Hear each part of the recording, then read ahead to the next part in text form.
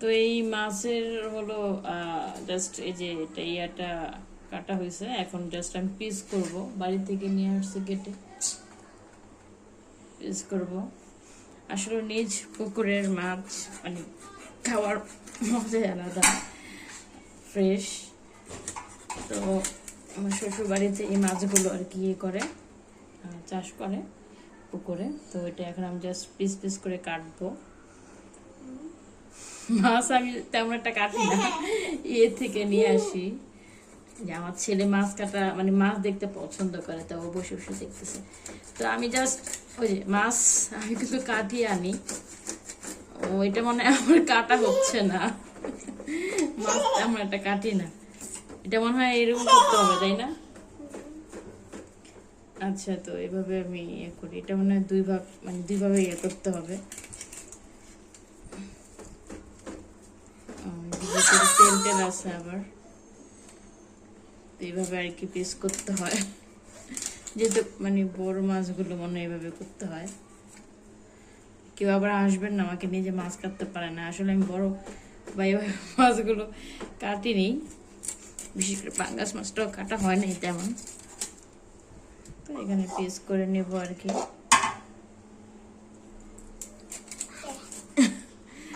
এই যে হ্যাঁ হ্যাঁ বাবা, হ্যাঁ এই যে হ্যাঁ, তো এই যে এরকম করে নিচ্ছি। কেউ কেউ পাঙ্গাস মাছের বিরিয়ানি খায়, কখনো খাইনি। এটা জাস্ট এমনি ভুনা করে খাবো আর কি। আর দুন্দুল আছে আমার, দুন্দুল দিয়ে রান্না করব। আর আমার মেয়ে হলো এই মাছের মাথা খেতে পছন্দ করে। ওদিন রুই মাছ নিয়ে আসছিলাম, ওদের পুকুরে রুই মাছ ধরেছিল, আর হলো ইয়ে করেছিল ওই একটা তেলাপিয়া মাছ ধরেছিল আর কি।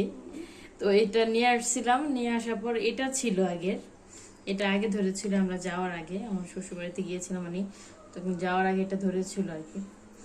তো মাথা খেতে পছন্দ করে, এই কারণে বাড়ি থেকে মানে মাছ নিয়ে আসছিলাম, মাথাও নিয়ে আসছিলাম দুইটা।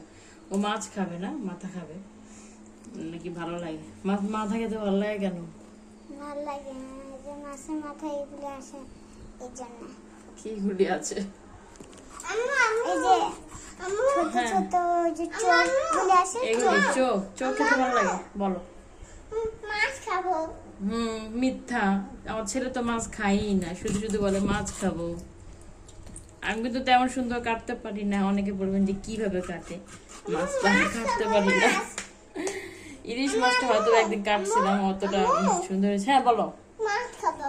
এই যে এগুলি খাইতে মন চায়, এগুলো মাছের ফুলকা। হ্যাঁ ফুলকা খাইতে, কিন্তু মাছও খেতে হবে। হ্যাঁ তা আমি যেটা করি, গুলো কাটা শেষ।